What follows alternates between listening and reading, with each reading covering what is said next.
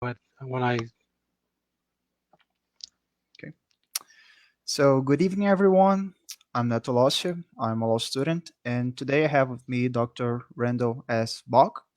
We'll be discussing about the mutant strain of the Zika virus in Brazil, as well as the challenges associated with the scientific research. So let's hear what Doc has to say right now. well, it's a big topic. You want to just give me a little bit of a kind of focus that you would like to have, or should I just hit it running? Okay, I think we can get right to the first question. It's going to, let me say, encapsulate everything that this is going to be right off the bat. So I'm gonna make the first question. So, Doc, I'd like to ask you about this phenomenon of Zika microcephaly and why it has so far only been observed in Brazil, and we only have a few theories as why to this has not happened, anywhere else, like in McNeil's book. I like I like to ask you, why is that? Why only in Brazil, and in the other place affected by Zika we only have theories? Why we haven't seen the Zika microcephaly case? Well, this is a really interesting question, and you've been good with the questions, I got to say. So I'm very happy. I was looking for somebody who was knowledgeable about the Brazil scene and thoughtful and creative with the question. So uh, I don't think you had much experience thinking about the Zika theories before this, but I want to compliment you that you've been coming up with good questions week by week, Thank you. and I've benefited from that. It keeps my mind sharp. Um, so I think there's a couple questions in that question you gave. I probably could have just started anyway because I've been thinking on a variety of these topics. One of the big mysteries about Zika and microcephaly is just what you say, that it only occurred theoretically. Always put theoretically because I'm a skeptic. Skeptics are not always the easiest people to be around because they look at everything, they question everything. And I was watching a video, which I think we'll come to in a future week, um, by Veritasium. I think his name is Derek Muller, and he was talking about something, the illusion of truth. And there's a concept psychologically called cognitive ease, which means that things that are easy for us, we tend to do. I mean, I think most animals would rather be comfortable than go out and hunt. I mean, obviously we need to hunt, we need to find things and so forth, but if you have everything, why do anything else? So um, what I'm kind of encountering with the Zika microcephaly theory is that most people who have been looking at it and studying it and have certainly heard about it are perfectly willing to kind of go along and think in this framework. It is actually a lot more work. It's cognitive distress. It's jarring mentally, and it takes work and effort to think about something else. There have been some people who have been thinking about this problem in different ways. So I'll try to phrase the problem first. So if we accept and if we stipulate that there was Zika virus in Brazil in 2014 or 15, and then after it somehow um, was in this same mosquito as caused dengue, and dengue is almost the same as Zika, and you can't really tell them apart. And Zika was never diagnosed by actual blood tests in people in the years leading up to this Zika microcephaly phenomenon. But even if we accept that there was Zika running through Brazil at that time, months later, there was a declaration that there was more microcephaly. That's its own problem because that declaration was made more microcephaly, and microcephaly occurs all the time throughout the course of human history, and probably other animals as well. Um, you'd have to be able to see what it was before, and not just in your own town, not just your own office, your own clinic. It would have to be a generalized phenomenon that people could see statistically more than something else. And we've mentioned this in the previous podcast that if you have, if it rains 10 days in a row, that doesn't mean that it's necessarily a rainy year. It doesn't necessarily mean that rain will happen 10 more days in a row. And an event happening that's unusual, or even something that's relatively usual happening a lot more than usually does not necessarily mean anything beyond the fact that it just happened to have happened. So in this particular case, even if we stipulate that there was Zika, which is frankly was not shown at the time, and even if we stipulate there was more microcephaly, which again, there was microcephaly, and nobody doubts that, but that's a long-term human phenomenon. But if we stipulate it was more, then why did it only occur in this one place? And not only that, but it didn't occur the next year when they were really looking for it.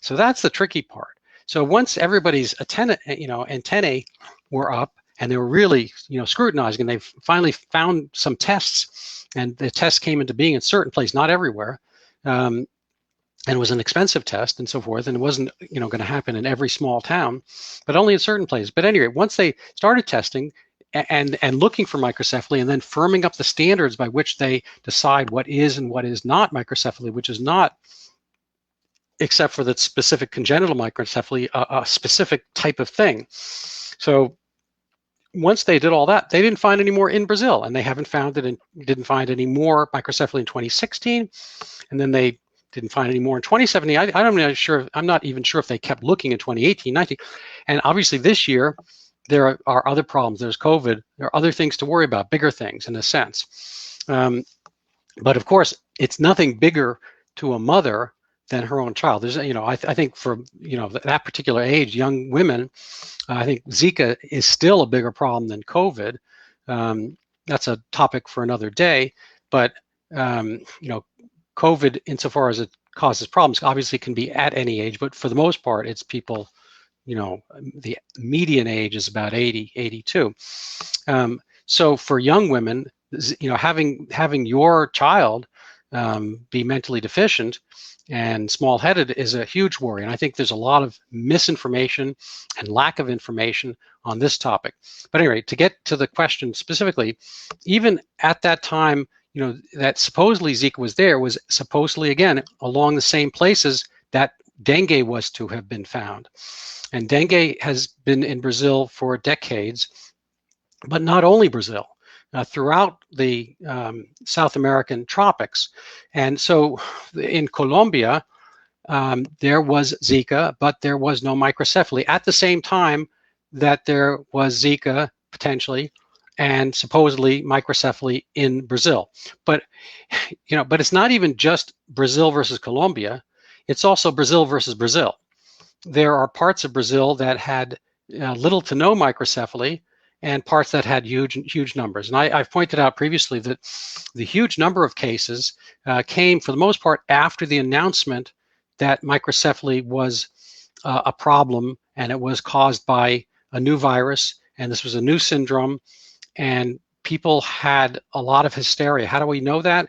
Because there were, probably hundreds, if not thousands of times more claimed cases of microcephaly by mothers and by their physician, clinicians, neuropediatricians, whatever, then ultimately were affirmed to be the case. So there was just a lot of people saying there was microcephaly, and when they really looked more closely and measured against the correct standards that measured against their own family size, the maturity date of the pregnancy, and checking what they call proportionality, that the size of the head has, was actually small relative to the size of the baby's body. When they got further into depth on this, they found very, very few cases overall, even in the high claimed areas of Northeast Brazil. And it was Northeast Brazil for a few different reasons. We've covered some of those.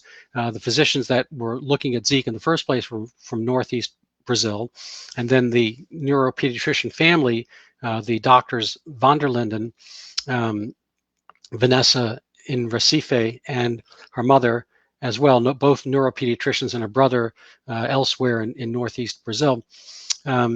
They spoke amongst themselves, and again, we've covered this before a little bit, but they made this declaration: there's microcephaly, and in a sense, because there was this new virus, they said, oh, it's from that. Zika itself actually was on the wane as far as a matter of curiosity in Brazil. and I looked at Google Trends, which shows how often people search for different terms in Brazil. As a whole, Zika was really never looked for as a search term before 2015. Insofar as it was just probably by a few research people covering it, its course in this, certain other different problems potentially in the South Pacific and West Pacific. But when Zika was thought about in the spring and summer of 2015, it was in very, very specific areas. You can actually see it. It's fascinating to take a trip down Google Trend history and see the actual towns that Zika was searched for as a search term. And it probably relates to these very specific physicians, which are covered in the Deborah Denise book. And it doesn't have their fingerprints on it, but if I had kind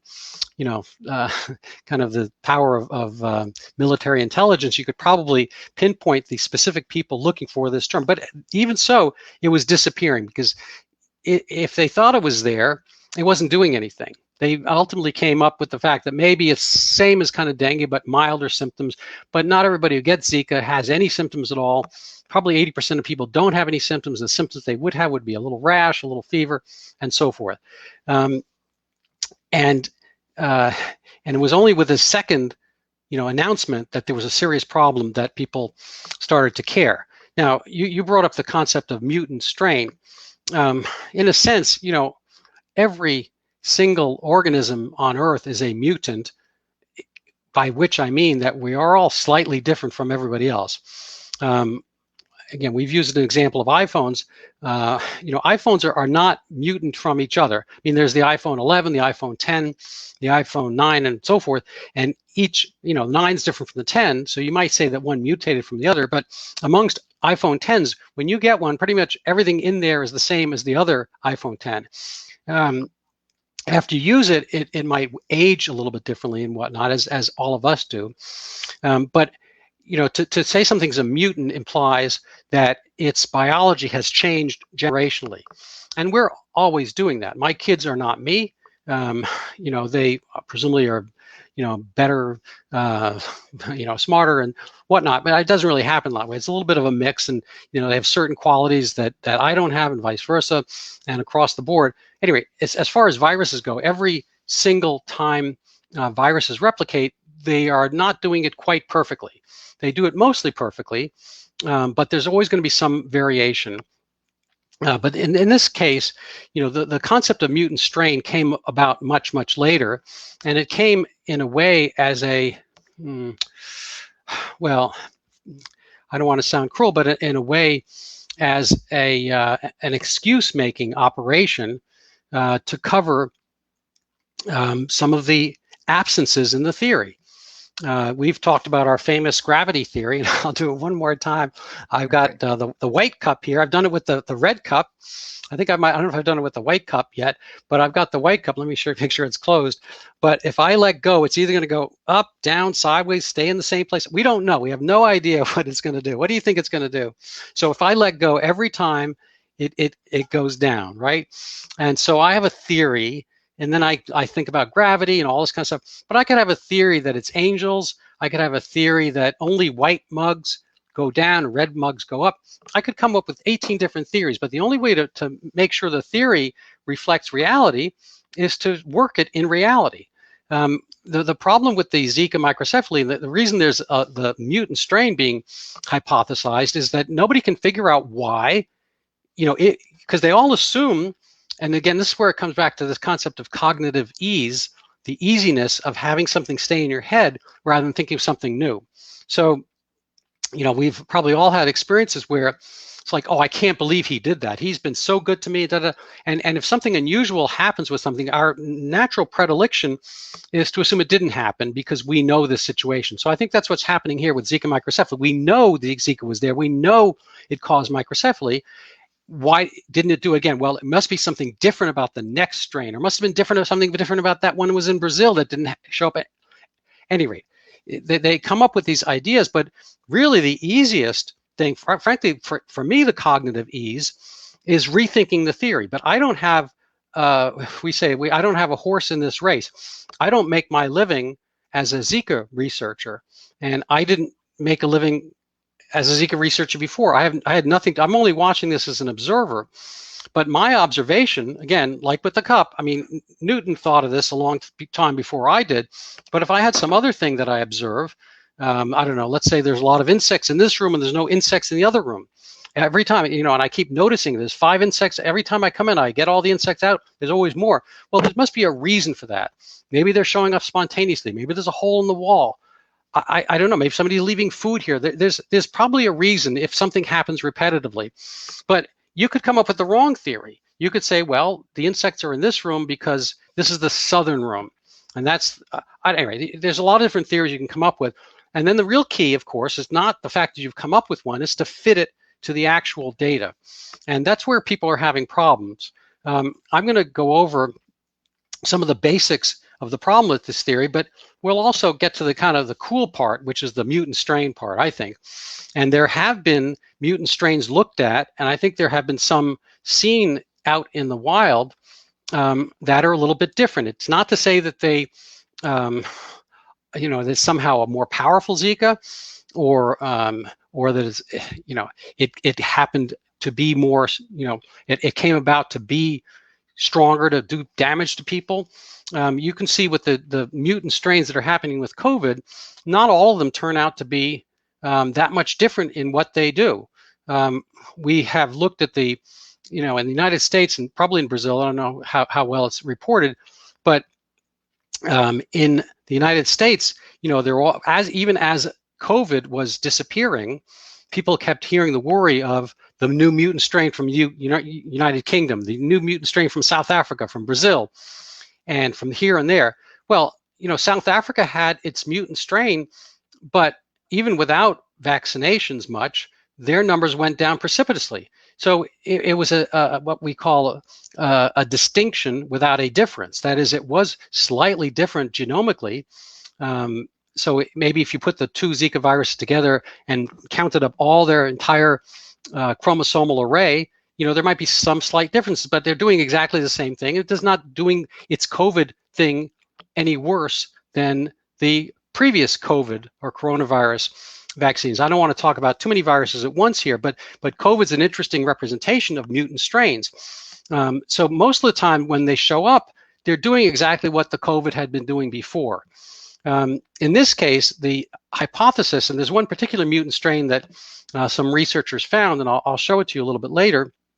The hypothesis is that this particular mutant strain is one that can, act in the brain and cross the placenta, go from the mother to the embryo or the fetus, the baby, and then travel into the brain. We have 2 barriers that are distinct and defined in our bodies, and frankly other animals as well. There's the blood-brain barrier. So the brain is kind of an isolated place, and a lot of stuff that's circulating in our bloodstream doesn't really penetrate through. So obviously some things do. I mean, people take drugs, narcotics and whatnot, and those go to the brain. Alcohol, you drink and it goes essentially to the brain. So there's some things that will go through, but other things, certain medications, more complicated structures will not. And generally speaking, viruses won't. So when you have a cold virus or coronavirus and so forth, it will, it sniffles, bronchitis, but you don't generally get a meningitis or an encephalitis. There are some viruses that do that. But in the case of Zika, it would also have to cross the maternal barrier. So the placenta is the interface between the mother and the baby, and there's kind of a vast interdigitation of blood vessels, but they don't actually meet because the mother's blood is not the baby's blood. They're 2 different individuals, and so they don't really meet. So something would have to get across this kind of like, I don't know if you know the Great War, World War I, the trenches have to kind of pass the trenches and go from one side to the other. So it's not an easy thing to happen. And, most viruses do not do that. Some do. Rubella apparently does and can cause a fetal syndrome. But none of the viruses like Zika, the dengue virus, for instance, which is its almost exact twin amongst flavivirus has ever done that, as far as we know. So the whole thing, people started to look, the mutant virus is not so much an actual real damaging virus in my view. It is really kind of a concept, an idea to make up for the fact that it happened here and never happened again, and nobody else wants to change the original parts of the theory. So for me, it has to be wound back and question whether there was Zika, or whether, even Zika, dengue are so similar, it could be either one, say, or variant of dengue, if you want to call it that, but whether it actually did the microcephaly in the first place. And again, the fact that it wasn't happening in Colombia at that same time should have been reason enough. And frankly, the fact that it wasn't happening uniformly across the mosquito belt, I'll call it, that is the portion of Brazil, mostly warm, tropical, wet, where the mosquitoes are. We'll show this in short order, because I've got I think a reasonable graphic that compares the incidence of Zika slash microcephaly versus dengue. And dengue much more closely mimics the mosquito belt, because it's a mosquito-borne illness, than the Zika does, because they're measuring microcephaly in this case, and it may or may not have come from Zika, and it may not have existed in the first place, and likely it had a lot to do with the fact that people were going, kind of being made, hyper aware and sensitive about this problem, and they clamored and they announced they had it in far greater numbers than actually did. So that's kind of my intro to the mutant strain. I'd be happy to go into it a little bit more detail. What do you think? I think we can do that by. I want to make a second question. There's more of a follow-up for the first one. So I'll talk a little bit about my thought process here, to come up with these questions. So in Dr. McNeil's book, he said that Zika has infected the island of Yap and some parts of Southern Asia. And one of his theories, for why we haven't seen microcephaly cases there, was that because of Asian culture, I can confirm that. I've never been to Asia. People were more restrained, to present to health professionals children born with microcephaly. First, I want to ask you, what's your opinion about this theory on a macro scale? Okay, so let me just clarify. So we're talking about Donald McNeil, the New York Times science writer, his book Zika: The Epidemic.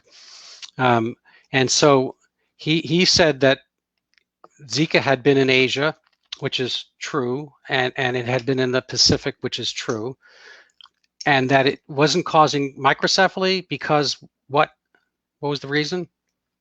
Because due to the culture, people were more restrained, to presenting the children to health professionals, so they're more contained to their houses, to their homes, maybe because of shame or social stigma. I don't know about that. I mean, you have a baby, if you've ever seen genuine microcephaly or even cases close to that, I think that's a matter of concern. And I think it would be frankly the opposite of anything.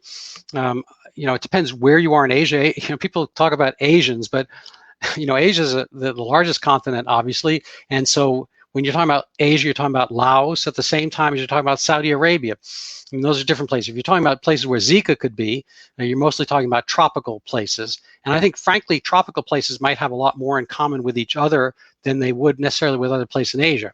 I mean, Siberia is Asia, Mongolia is Asia. We're not talking about Zika for that. Like I said, Saudi Arabia and Iran are Asia. So we have to be much more specific. We're talking about kind of tropical, kind of South Asia, I guess. And then you're talking about India, Burma, Thailand, Laos, Malaysia, Indonesia, Philippines, Vietnam. So we're talking a lot of different places, all Cambodia at the same time. And those all can have Zika, no doubt. But, there was no measurement for the entire 50 frankly, almost 65 years that Zika was known, there were frankly no human problems with it at all, zero, as far as anyone could see.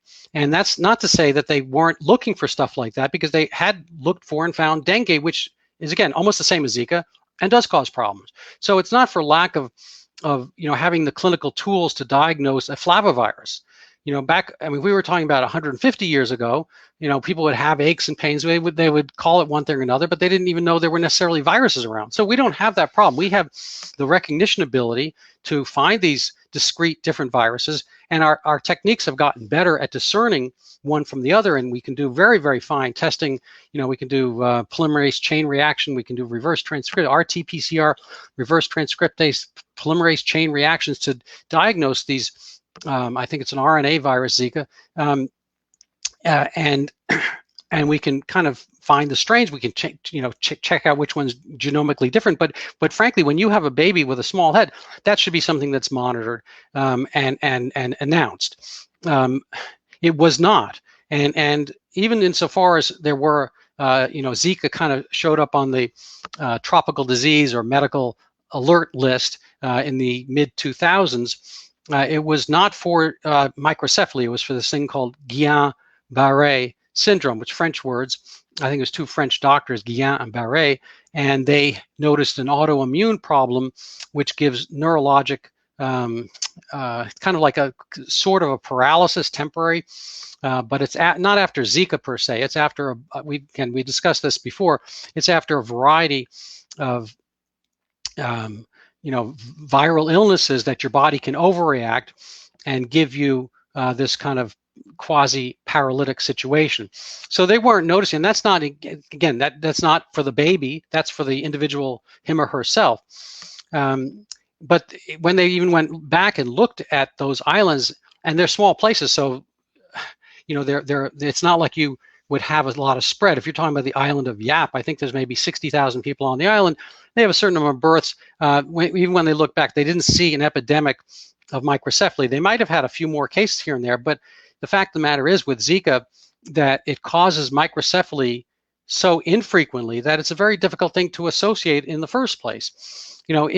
If one thing causes another thing over and over again, it's pretty easy. Again, I don't want to overdo the glass thing, but every time I do this, it's not sometimes, not 1% of the time, it drops every single time. So you can kind of make a firm conclusion about something that's repetitive and instant and 100% of the time. With something that is so infrequent as microcephaly, even at its highest rate, supposedly, if Zika does cause microcephaly, we're only talking about maybe 3 or 4% of pregnancies in the first trimester causing a microcephaly. And again, then it's a matter of gradation, how severe. As far as severe microcephaly, it would be vanishingly small. I'll actually come to a chart on this. I think it'd be, one in, I forget exactly the number. I think it's kind of on the range of 1 in 500 or something like that of the pregnancies would cause severe microcephaly. Now, when something that's infrequent happens, you'd have to have a lot of it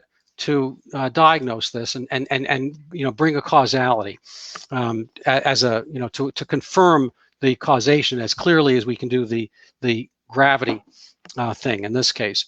Has that answered your question at all? Yeah, it did. So okay, move on to another one. Okay, so now we're going to really delve into the mutant strain. Mm-hmm. So, doctor, as far as theories go, do you believe that a mutant strain may be responsible for what I call the Brazilian phenomenon? Well, so this is no. I do not. I think there's a lot of problem with that. Insofar as they've seen microcephaly in the cases of mothers with Zika in other places such as Thailand, they did not show the mutant strain. I think it's a S139N, if I have the letters and numbers correct. It doesn't really matter what it is, but the researchers know this particular name, and a lot of the people who are kind of the top, I guess, scientific minds still covering this, they don't believe that the mutant strain is really at issue here. And they also think it's actually diverting. So they're very much invested in Zika's causing microcephaly in the theory of it. And they're not acknowledging that it's a mutant strain problem. The people who found that in the lab, mind you, not in kind of in populations or in humans in reality, as it were. They found a strain that could cross the blood-brain barrier and had some more what they call neurotropic, which means, kind of affinity to nerve/brain tissue of this one strain. But it's never been shown from start to finish as causing it. Again, the main problem in the Brazilian case, we have to theorize it backwards. So I don't think that they ever necessarily found this mutant strain in Brazil. I'm not sure about that. I have to go check. But I do know that of the cases of microcephaly, and I repeat this a number of times, of the cases of microcephaly that were seen and attributed, again, retroactively, so after the pregnancy, they went back and asked these mothers if they had had rashes and fevers, and we discussed this from before with Dr. Carlos Brito, bringing questions up to some of Dr. van der Linden and other neuropediatricians and pediatricians, microcephalic babies' mothers. They went back and asked, did you ever have a rash? Did you ever have this? And the mothers, they're probably very distraught and in distress from having a new baby with severe problems. I don't know how valid their answers were and whether they gave answers they wanted, the researchers wanted to hear. I mean, people like to please each other. And plus, as we've discussed before, there were some financial stipends available to mothers who were confirmed as being, in the Zika category. So, how and why and whether they gave, the right answers and whether they were prompted and so forth, we know for a fact, regardless of all that, I mean, it's very difficult to figure out, but we know for a fact that none of those mothers were ever tested for any Zika. And no Zika was ever isolated from any of those mothers, so it's impossible to say whether they had the mutant strain. So all this discussion of mutant strain is, in a sense, came about much later because despite all the warnings and the alarms, it didn't happen anywhere else. And people, again, getting to the cognitive distress part, people do not easily undo their theories. The concept of cognitive ease is that when you hear something repetitively, you think it's true. And this is a known tactic of propaganda, whomever it's used by, whether it's governments or politicians or advertising, or the example that Derek Mueller uses is Coca-Cola. Like who would think maybe 200 years ago that people would spend money to get a black sugar water?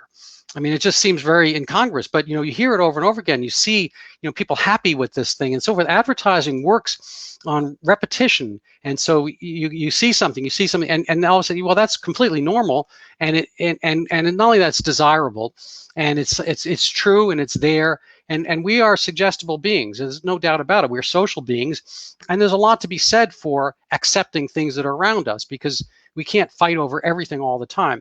And so I probably, I may not get very far with my concerns and fight over Zika. Frankly, I haven't, because I've addressed letters to a lot of the people who have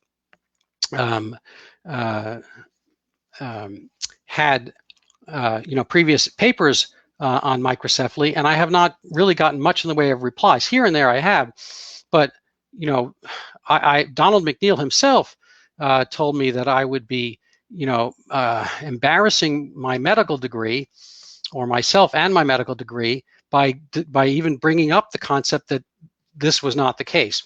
So it tends to be that if you're bringing up an alternate theory, that you have some issues and people will ignore you, because frankly, just like it's difficult to get an actual theory to be right without data, contrary theories oftentimes are wrong as well.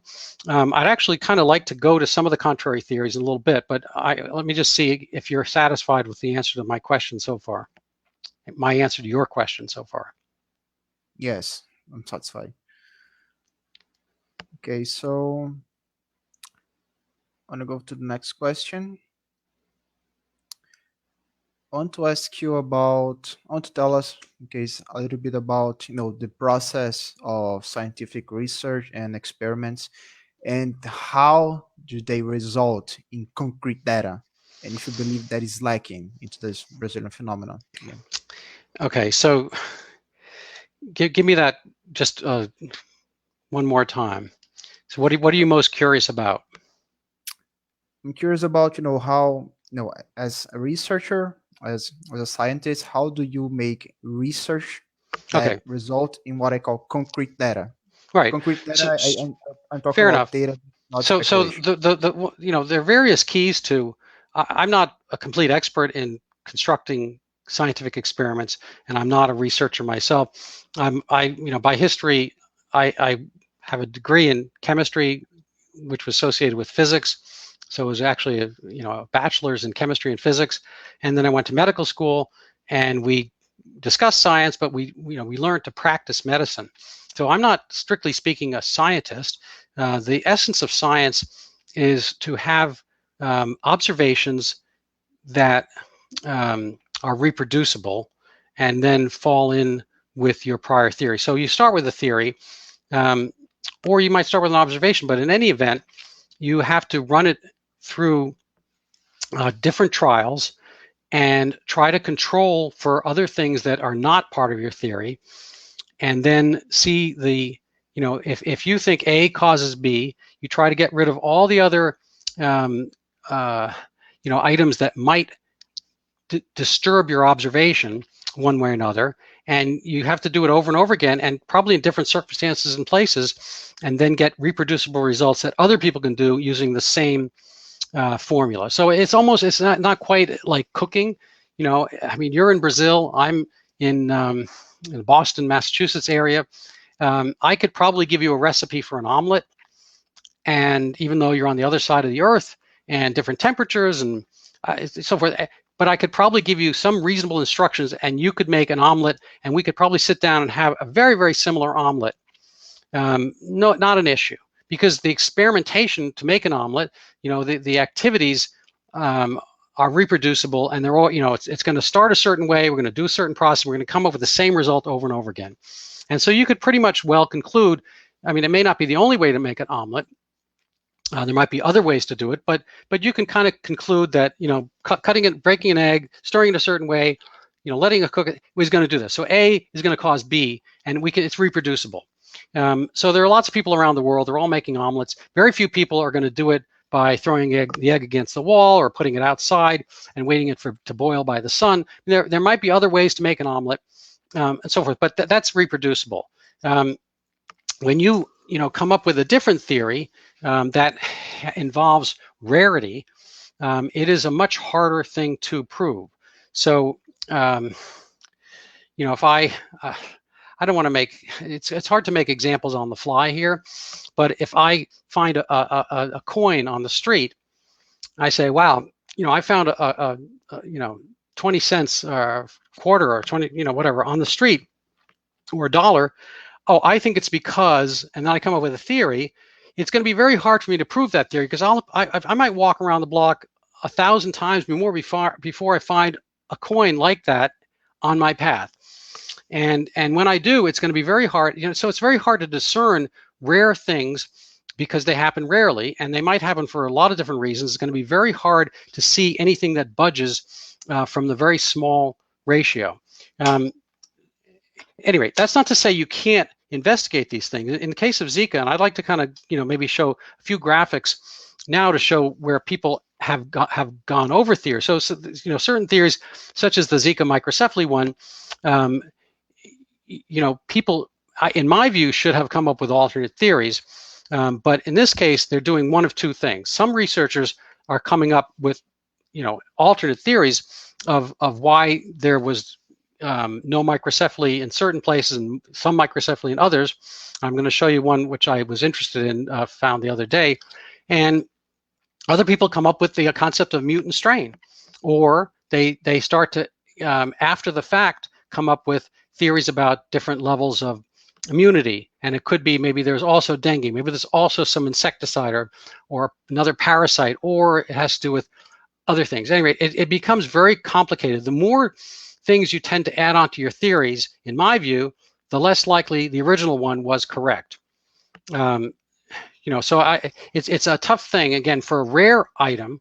such as microcephaly, it would have been very, very hard to do a good study. In order to do that good study, though, if you had wanted to do it, you'd have to probably set it out over a number of years, over a number of places, and very close control. So you have to control for instance, the duration of each pregnancy. So you have to kind of graph everybody according to the pregnancy, according to the parent's size, their ethnicity, their wealth, and try to discern so you're getting things that are very similar across other places. And then it's hard to do some of these experiments with people because Zika, if it caused microcephaly, you can't have as a result in an experiment a small-headed baby. So these human experiments are hard to do. So they wind up doing some of them on lab animals and whatnot. But even so, it's a very difficult thing because a lot of lab animals are not us, and a lot of things they're observing are hard to observe on mice and whatnot. But if you want to do an experiment like that, you have to kind of do it very diligently and set it up over a long period of time, usually multiple research centers, and with the concept that they're, in a sense, what we call double blinding, which is that neither the researchers nor the patients know what's what and what you're looking for, and or if they had certain treatments or exposures, nobody really knows. So you have to have kind of an intervening agency, kind of like somebody like a referee in a sense, that's going to monitor the whole process, make sure everyone's doing the right stuff, and that nobody knows what went into the experiment. So this, again, that makes it very difficult to do with certain experiments, like something that would cause microcephaly. It might be easier to do with less dangerous human situations. But most experimentation, if you do a physics experiment, then you're not worried about you're really just dealing with particles or light or something like that.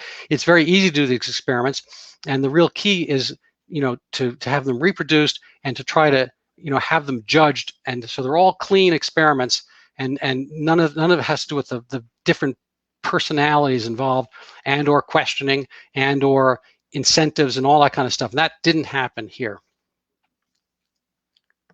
Okay, so let me just synthesize. We need to do the experiment, then we need to repeat the same experiments, and so this way we can improve the results. And right. That didn't happen in Brazil, right? No, and so I actually have this concept called, the United States has a concept called federalism, and it actually means two opposite things in the United States. One of the meanings is the federalist approach to the individual states. So our United States of America started as individual states in the sense that they were individual nations in a sense, and each one has its own laws. And so, for instance, for COVID, for coronavirus, the individual states are doing very, very different approaches. We don't necessarily have a national approach. We have, there's a different approach in Florida from the one in New York. The New York one is different from North Dakota. So we have 50 states, and some of them do very similar things, like New York and Pennsylvania did very similar things to each other, but very different from California, from Texas and Florida, for instance. And so you can do a certain type of experimentation retroactively based on similar things happening in different places in different ways. So we can't really do COVID experimentation because it might hurt or kill people, and so that. But you can look at the differences that happen between places, and some of these experiments occur naturally. So to kind of add on to the experimental method, one clear example that happened during our COVID period was between North Dakota and South Dakota. One had lockdowns, the other one didn't. Now these two states are almost the same shape. They're in the same part of the country. The ethnicity is almost the same. They have the same population of 600,000 people in each, very similar governors and likes and dislikes, same diet. Almost everything was the same, except for this one thing. One had a lockdown, and the other one didn't. So you would expect if lockdowns, for instance, were going to cause a difference in the COVID cases, you would expect to see a difference right then and there. Now, in this particular case, there was no difference. But that's not even the point. The point is there are some, you can retrospectively, I guess, backwards in time, look at these two states and make a conclusion. I mean, it's not a firm conclusion, and it wasn't a full experiment, but you can see, oh, well, these people did this, these people didn't do that, you know.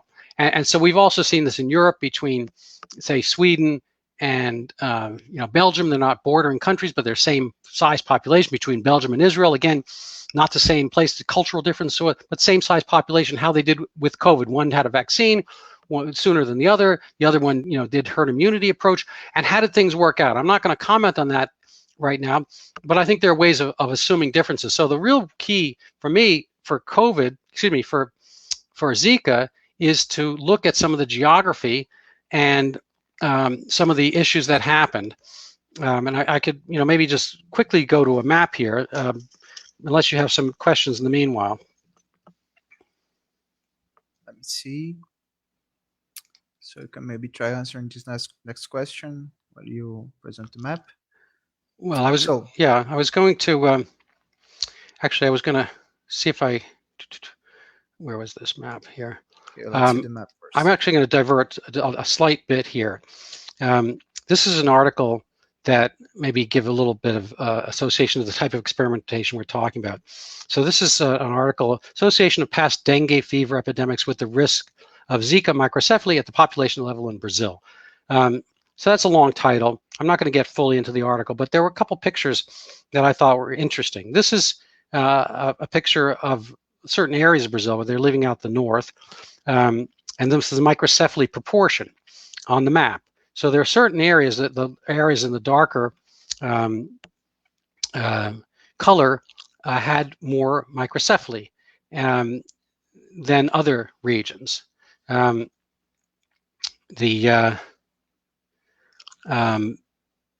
guess this, I take that back. This one here is the microcephaly cases per 10,000 live-born infants per microregion. So the other one was absolute numbers, and this is more based on a population, the density.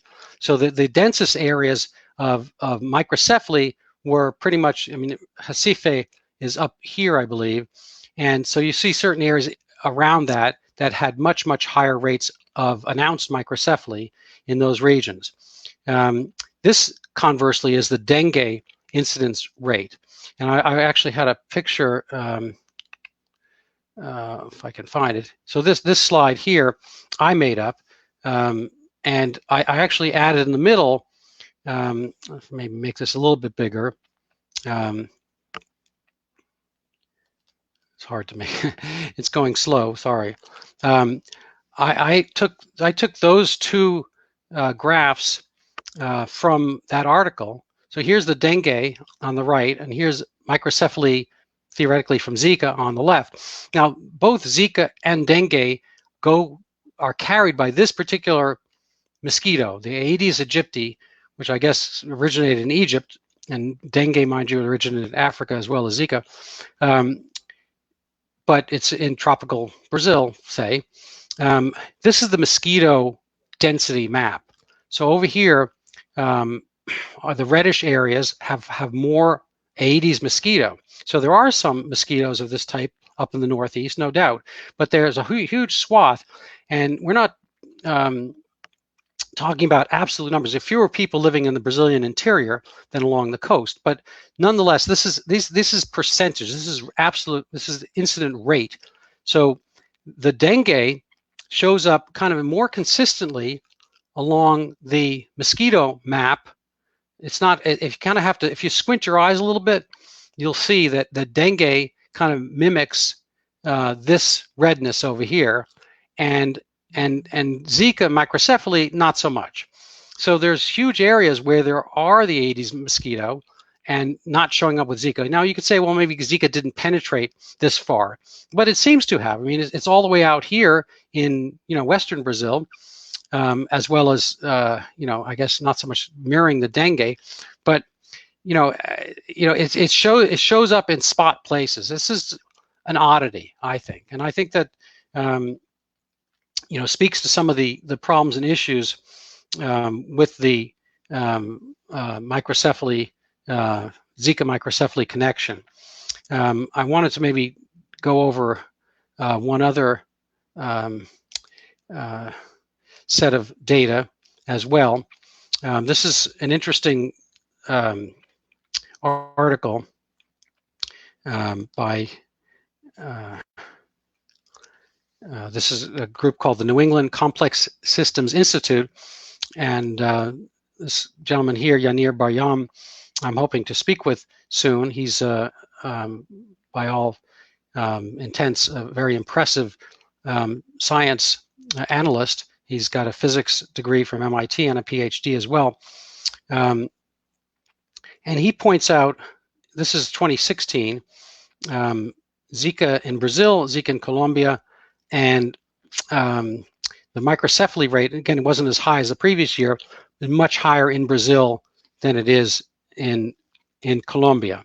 So he's got this blown up, but basically it looks to be like almost 1,000 times higher in Brazil than it was in Colombia, although the Zika rates themselves were not 1,000-fold difference. I think it was higher in Brazil by maybe 3 times, but the microcephaly rate was higher by, seemingly 1,000-fold. So this is kind of an oddity. This is brought about, I don't know if it's in this article. Yeah, I think it's here. This is, I guess, a 2016 article from the Washington Post. So this is after the, big scare in early in the year 2016. So they had a few months to think about it, and they obviously they show pictures here of microcephalic babies, and these are very, very sad, no doubt. But the question is, are they from Zika? I mean, again, they've been happening forever. So, this article here is similar, and it goes more countries than just Colombia. So the number here is 2,000. So the yellow bar, I'll maybe make this bigger for you, you can read it. The Zika cases are in yellow, or whatever color that is, yellow-green. And there's a lot of them, no doubt. And then there's a lot of, in orange, a lot, it's a smaller number here, but thousands of confirmed congenital syndrome cases associated with Zika. They're not even saying microcephaly per se, but a bunch of other things. But these other countries with very similar tropical climate and the mosquito, and along the same Aedes aegypti mosquito belt, had almost zero. It's hard to know about Venezuela because they have kind of restrictive government, but here in Colombia and other, French Guiana and so forth, very few cases. So this is a little bit of an issue, and I'll just bring up one last one before we go back to our conversation.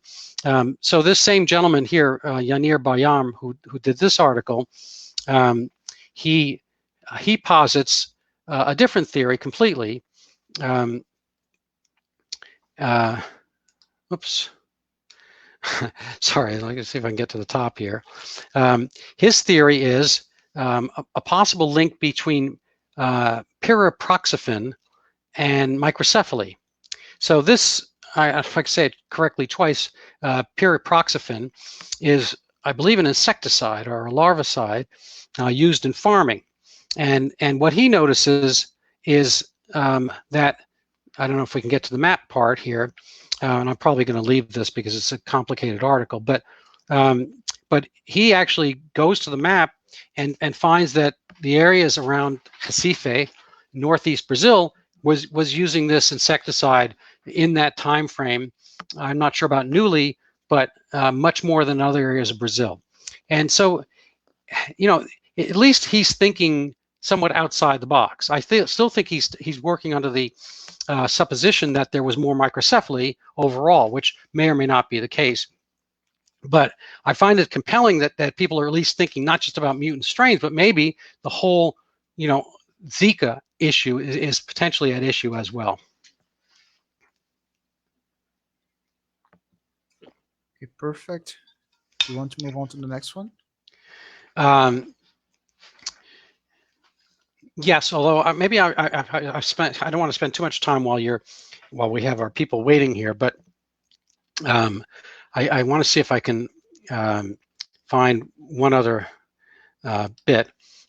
These are just kind of things that interested me. Maybe I don't know if they'll interest you and all of you as much. This is an article from the Journal of Virology, and two sides of a coin. A Zika virus mutation selected promotes fetal infection in mice, Here we go. But at a cost of reduced fitness and diminished transmissibility. So this is a big mouthful, and I'm not going to spend a lot of time. These are, tough articles even for me to read. But the point is that just having a mutant doesn't make you a mutant great at everything. Like, in a sense, if you watch, I don't know if you watch basketball, but there are some guys who are on the team pretty much because they are 7'3". Like, they're not as talented as some of the guys on the team who are, 6'2", whatever. And if you want to be on a basketball team at a relatively normal height, maybe tall, but within the kind of reasonable approximation of what humans grow to, 6'2", 6'3", it's harder and harder if you're shorter. But you can get on a team by essentially being a type of mutant. I mean, there are some people with acromegaly, which is a medical condition, a pituitary problem, or not a problem, I guess, if you grow tall enough and you get millions of dollars playing basketball. But there are some guys in the NBA who are acromegalic, and there's a guy, Boban Markovic, I believe his name is, and he's enormous. And he has, from what I can see, based on medical diagnosis and features, he has acromegaly. So he's a mutant strain. So he's really good at this one thing, which is standing near the net, grabbing the ball, and he can put it in without jumping. So his mutant, I don't really want to, on a personal basis, I'm not trying to call him a mutant, but he's certainly very different from all the other kind of rest of us, and certainly different from the other players in the NBA. He profited by this, and he's able to do this thing. Now, it doesn't mean he's good at everything. So having this one difference where he's really, really tall and acromegalic and kind of ungainly does not help him, do a whole bunch of other things, both now and in the future. He may very well have difficulties. He may not live as long and so forth because of this one thing which gave him this one thing. So my point is that having a mutant strain oftentimes is a trade-off. Whatever the mutant strain does better, it may sacrifice in doing some other things not as well. And that was kind of the point of my bringing up that last article. And maybe we could just parse it one more time quickly. At a cost. Really, the key here is that it's able to do promotes fetal infection, but at a cost of reduced transmissibility. So there's not necessarily this magic thing that's going to do everything well all at once. Just like the really tall guy is not going to be doing everything well, the really short guy is going to be really fast and quick on his feet in order if he wants to play in the NBA, but he's not going to be able to block shots. So, pretty much whatever your good quality is your good quality, but oftentimes it comes at the sacrifice of some other aspects in the aggregate. It's hard to have one thing do really, everything else really well. So that's kind of my, I guess, kind of a point on mutants and mutant strains. Okay, thank you.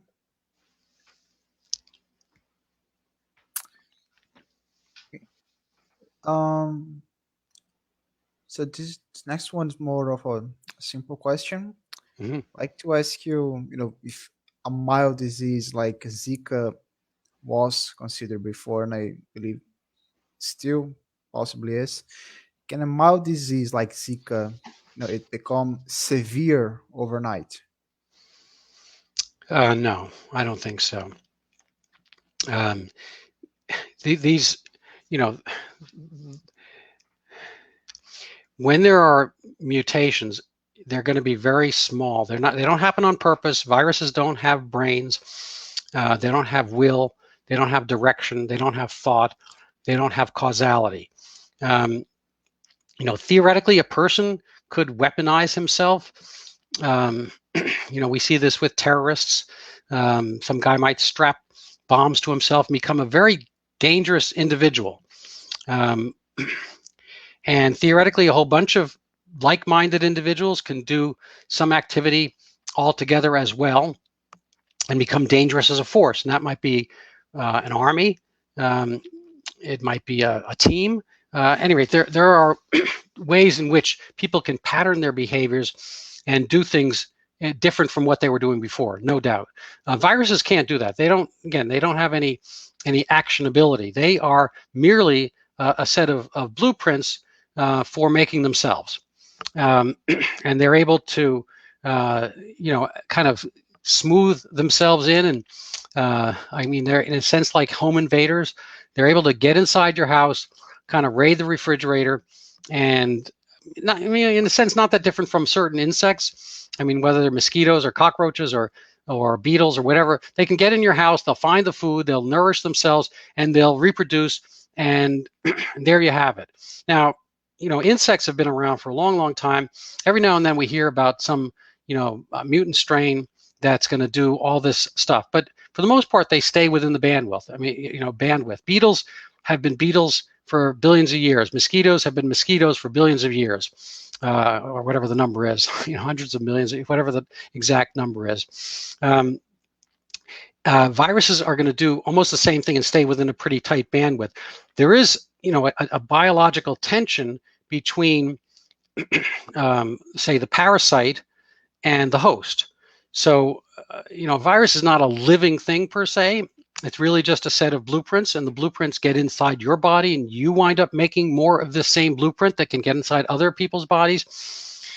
But, however we want to look at it, there's a biologic tension that if the thing can do that thing better, then it's going to outrun all its competitors. So if there is a virus that can pass more quickly between individuals, and it might not be by making them sicker, it might be by not making them sicker. So if a virus is only interested in, again, without thought, if a virus is successful by making more of itself, it might do better by having a host that will be younger and faster and not necessarily get sick. You don't want to kill the host. And maybe it's something that's going to live inside the host for a long, long time, and it's going to be self-creating for a long, long time. So herpes, for instance, is a virus like that.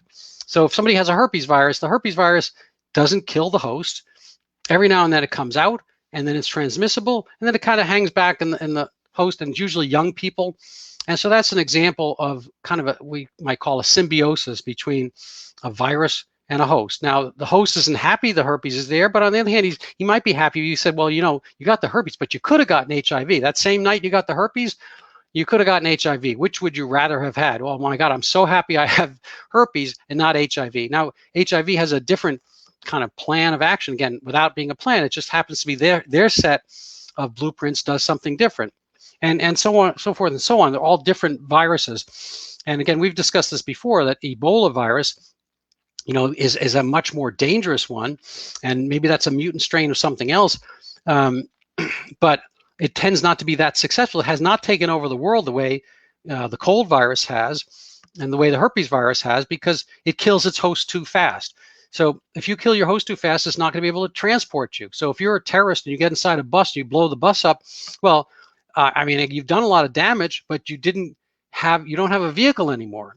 And not only that, but buses are more likely not to, let types like you on the bus anymore. So, it's kind of, again, without thought, there's no brains involved, but on a population basis, because virons make, billions or trillions of replicas of themselves, probably billions within your own body. There are going to be a lot out there, not, competing in a very indirect way based on which ones get transmitted from person to person. How's that? That was good. All right. So you actually talked a little bit about that, but considering the possibility that Zika, that it suffered a genetic mutation in Brazil, what can you tell us about the mutation process of viruses in general? It kind of ties in with the last question. We talk a lot about the COVID strain. Can it really be severe so fast? Well, again, I think we went over this a little bit. I think there are always going to be very, very minor changes. Again, most changes you do on an organism like that are going to be ineffective and make it worse. And again, we've used this example twice before, but if somebody has it in his own head, when you go to the iPhone factory, they're very assiduously and carefully trying to make each iPhone exactly like the other one they're making. They don't want mutant strains of the iPhone 11. They want every iPhone 11 to be an iPhone 11. There might be certain differences within that class, but every iPhone of a certain type that they want to make, they're going to make that one way. It's unlikely that if you came along and tried to change something in that process spontaneously by making a bad or kind of like a random change in something, that's going to be a better iPhone. If it, there's no engineering going on in the mutant world. It's just a matter that things are, they're playing out, they're flipping their deck, spinning their deck, and hopefully they want it to come out a certain way every time. If there's one little card missing or a card in the wrong place, that is unlikely to play out as well. So, but since they make billions of them, and then there are millions of people or hundreds of millions of people that transmit, you have, I don't know what number we get up to, the trillions or quadrillions of different types of virons that might be out there, theoretically, because there are going to be some mistakes now and then. And so some of them might, be slightly different in effect, but overall, they're there to make replicas of themselves. So they're not going to be doing that much different. And if they start making something outlandish, it's unlikely to be as well tuned and fine tuned to the individual they are going to be transmitting to. So viruses, are pretty specific. There are viruses specific to canines, to dogs, to cats. Some of them will go from from one animal to another, but generally speaking, there are, fairly, limitations on which virons do what to whom. And Zika, for instance, for a long time, we didn't really do anything in humans. I personally still think it doesn't do anything in humans, for the most part. But it might very well do something in monkeys. I don't know. Ditto HIV. I guess HIV is a case where there might have been a mutation when it came from monkeys to humans or whatever, because we didn't really see it doing very much before the late 1970s, early 80s. And it may have been just more contact between jungle areas and urban areas, so people contacting and coordinating or getting closer to monkeys, and the virus jumping, and we were close enough species. I don't really know, but I don't think we really have to fear kind of these.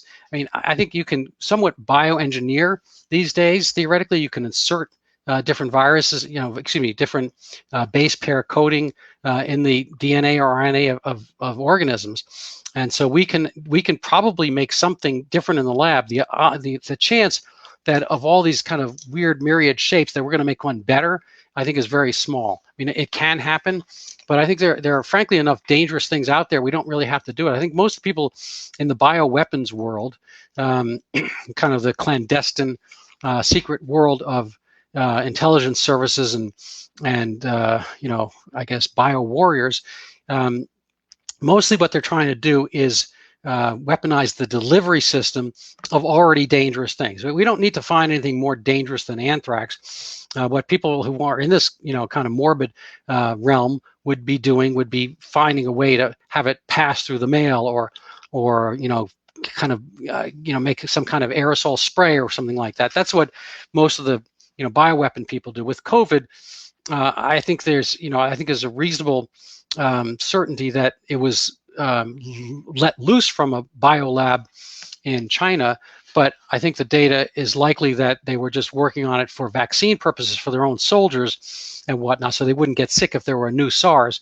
But it's not evident, it's not obvious that they made anything so vastly different from what the first SARS had been, and or from what is seen in bats and whatnot. So, to talk about mutant strains, I think there's frankly enough things out there that we experience, and there are enough viruses that are dangerous along with other bacteria. I mean, the plague is out there and malaria and whatnot. The real key is not so much worrying about mutant strains. It's mostly kind of general practical public health issues that keep us away from these things in the first place.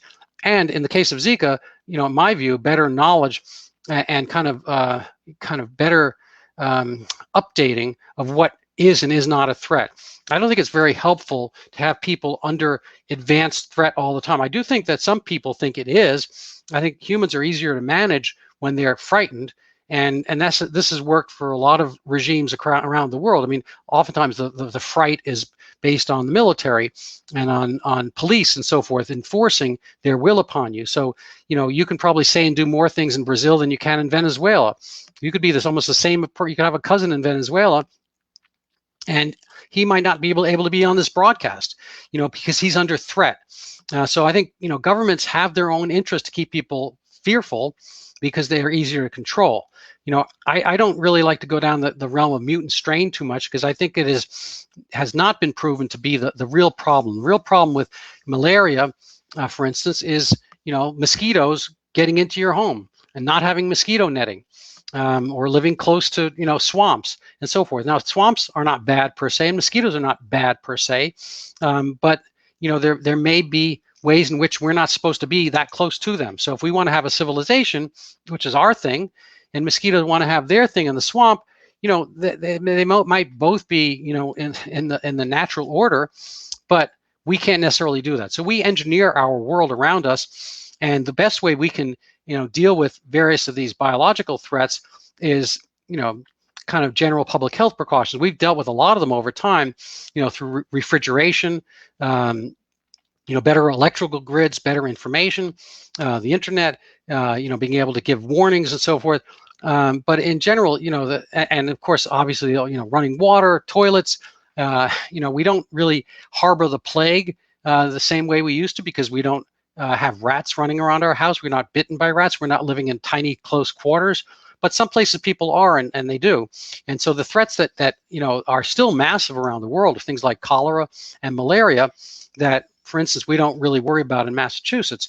When we hear about something, it's most likely going to be rare, and it will frighten us. Like in this area, maybe 10 years ago, there's a big West Nile encephalitis threat, and equine encephalitis, and all these kinds of things. But we don't really hear much about them afterwards, because for the most part, we handle it by virtue of doing our civilization thing, which keeps us away from most all the threats. But I think the threats are there in a general way, but not because of mutant strains, but because of what they are.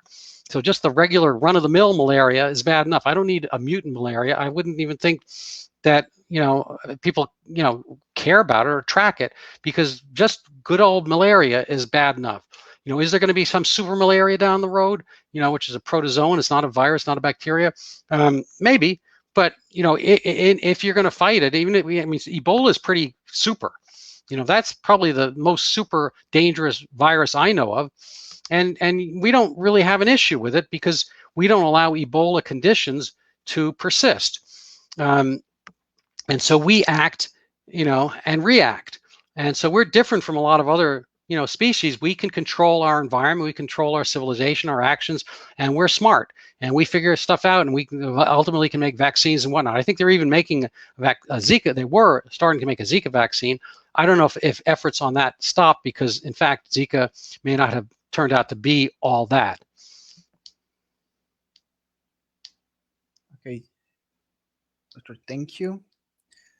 So for next question, considering the manufacturer that limit, scientific research mainly in Brazil, I like to ask you what arguments that can be used, to what evidence do we have to defend that maybe the diagnosis and the findings in Brazil were rushed. Well, I think we're going to have to come back to this question, but I've discussed it on one of the other broadcasts. I suppose to give you an answer, I think, and I would like to have some Brazilian researchers on this show. So I have an open invitation to people, if you are watching this, or people in research institutions, we'd be happy to address this. But from what I read, again, from the Deborah Denise book, which is kind of the Zika background story of the individuals and the people, Donald McNeil's book is an interesting book, and it's thoroughly researched. I don't agree with some of the conclusions and premises, but both of these books cover the Zika, but in different ways. The Deborah Denise book talks about basically this rush, and that people felt hugely enthusiastic about their information. They felt this is something they had to get out right away. The research institutions, from what I gather, were much more cautious. They wanted to go back and see if, in fact, this was true microcephaly, not just true microcephaly, but how much microcephaly. They wanted to compare the data. They didn't have any background data. They didn't want the information to get leaked out. It got leaked out. Once the information was leaked out, there was panic. I think this is almost definitional. You can see this in the number of cases that got claimed versus the reality of cases of microcephaly. So, when you see that number, now if it had been the other way around, if they had spent a year and quietly been looking at microcephaly and trying to do what they could and work on cutting down the mosquitoes and whatever, I mean, there are things they could have done, maybe not, but you could have logged the case. It was happening so infrequently that I don't think it was a public health emergency to the level that they mention it. And again, microcephaly occurs all the time anyway, and still occurs all around the world, but at a very, very rare pace. But clearly, once we say the cat was out of the bag, it was impossible for Brazil and its health institutions, along later with the WHO, the World Health Organization, and other similar groups transnationally, like and the United States was probably the largest one, the CDC. It was hard for everyone, given the pictures and the kind of the pathos of seeing these poor infants and the sad mothers and families. It was hard to do nothing. So in a sense, it was the perfect storm of a diagnosis that was disfiguring, sad, unchangeable, not curable, and deleterious and lifelong, that brought people to action. But was it actual, factual? Was it real? Was it genuinely caused by this? I think it's, in a sense, almost certainly not. Although, again, there's been a lag and a complete absence of people agreeing with that concept. There is, one oddity, which is that, people who are doing this for a living, it is their funding that would suffer if they were to announce that Zika was not all they thought it was, or wasn't even necessarily Zika. It might have been a dengue variant and so forth. At any rate, so it makes it a difficult proposition to find out. I'm hoping it will be found out. But to answer your question specifically, yes, I think there's a lot there to show it was rushed. The fact that this increase in microcephaly was not found through any systematic research, such as we discussed before, setting up experiments, multi-centers, multi-towns, multi-countries potentially, is not the way to conduct science. This Argentine organization, I think it's ECLAMC, they I think made a similar point about this. I think there were people within the research institutions, but it becomes kind of impolitic to mention it afterwards, because you don't want to be wrong and be the one who is, doesn't want to fix microcephaly. That's a bad look for any physician or research institution. So I think it puts them in a difficult spot where they don't want to be the ones that don't care about babies, because we all care about babies. But as I mentioned before, probably the best way to care about babies is to, make sure that mothers are not frightened and not having babies because they're terrified. Again, in Brazil, over the course of this couple-year period, there were, probably literally 150,000 babies who did not come into being because mothers were frightened away from the Zika phenomenon. So it has repercussions both ways. That number is far in excess of the actual numbers of microcephaly as a whole, and any microcephaly that might have been attributed to Zika.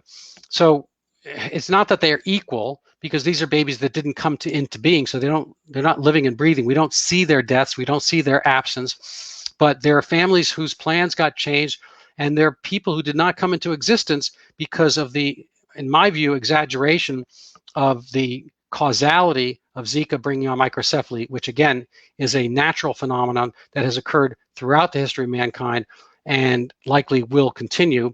And insofar as it has causes, none of them are very specific. It probably has to do with insecticides, cytomegalovirus, potentially some other viruses like rubella. And then, various hazardous conditions potentially for the mother, whether it's drug use, malnutrition, prematurity, maybe certain aspects of pollution and whatnot. So it's a very difficult proposition. And again, because it happens so rarely, like finding the dollar or the quarter on your walk, it's a hard thing to adjudge. And that's why the causality for all these other aspects of microcephaly have been so difficult to parse out. Okay, doctor, thank you. Okay, now for our last question of today. Doctor, do you believe that there is sufficient attention to research both Zika and its mutant strain nowadays? Well, that's a hard thing for me to say. I think that it's a little bit off topic one way or another. I do think there is work going on, and I'll try to show some of the references, and I'm going to probably have written form of this podcast soon enough. So if people are interested in looking at, I think that people are concerned about it, but the people who are doing this for a living, the infectious disease professors, MDs, PhDs, MD, PhDs, they do not believe that this is the problem, or this is the reason that Zika didn't return. I think they pretty much put it into certain categories, that people were using more as insect repellent and they weren't catching Zika as much, or they got immunity after the first year and there was no more people for whom Zika could infect, therefore it disappeared, or there's some third, second or third problem or issue, maybe an insecticide or some other exposure or some other virus coincidentally that was only there that 1 year and didn't come back. I think for the people who study this, the potential of a mutant strain is way down the list, because again, they have, insofar as they've seen other babies with microcephaly whose mom had Zika, they have not shown that mutant strain. And insofar as Zika has been in other places, like 2018 in India's Rajasthan province, there was no increase in microcephaly, just as in Colombia in 2016. There was Zika, no microcephaly. So these places, and again, I think in the, I believe obviously in the Colombia strain, in the Colombia case, it was the same exact strain of Zika that had been in Brazil, as it were.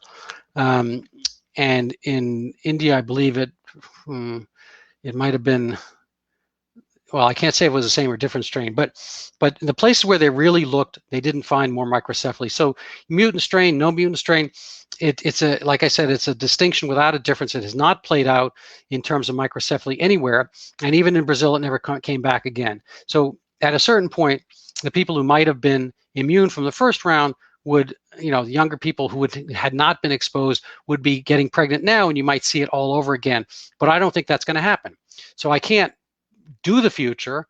I can somewhat predict the future. I don't guarantee that I'm right, but I think we've seen the last of Zika microcephaly because we saw the first of it as well. So the first was the last. And my feeling at the time was that it was a very unlikely proposition because that family of viruses, flaviviruses, including hepatitis C, which at this moment is infecting probably about 50 to 100 million people around the world, and probably 20 to 30 pregnancy viable young women, has not been shown to cause any congenital abnormalities and or any congenital brain abnormalities and or microcephaly, and so that's the biggest entry into the flavivirus family. But certainly dengue is fairly big, and that has not done so either.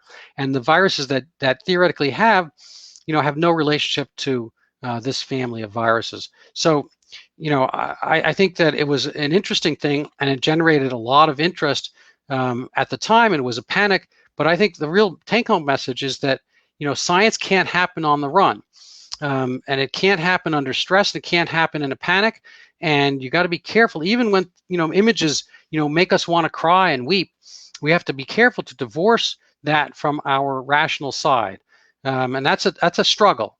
And the people who do that, they're mean, and they're difficult, and they don't care. And it's easy to disparage people who want to be cautious. But incaution has a price. This price has been a diversion of a lot of resources. Again, it's the loss of say 150,000 potential Brazilians in the interim who are not around because their moms were in fear. And the physical expense, and God knows, having pesticides everywhere and mosquito repellents and whatnot, those are not necessarily great chemicals for you to be around either. And so sometimes the cure can be worse than the disease. There's a lot of manipulation that happens, and people use certain aspects of their potential situation for their own interest. That's what humans do. We're very good gamers, and we can adapt a situation to our advantage if we choose to. And unfortunately, there's probably two sets of people out in the world. There are people who are conniving and trying to manipulate, and there are others. And sometimes the others suffer at the expense of, at the benefit of the first group. So we have to be very careful, and there have to be people looking after those people. And it's not just microcephalic babies who deserve our sympathy. It's also mothers who are having babies now who get put through the ringer in fear for something that may, in fact, not be a problem existing. The United States had a Zika registry of sorts. They, I believe, closed down in 2017. I've sent multiple letters to the CDC. They don't really keep the data anymore. They told me to go look at the individual states.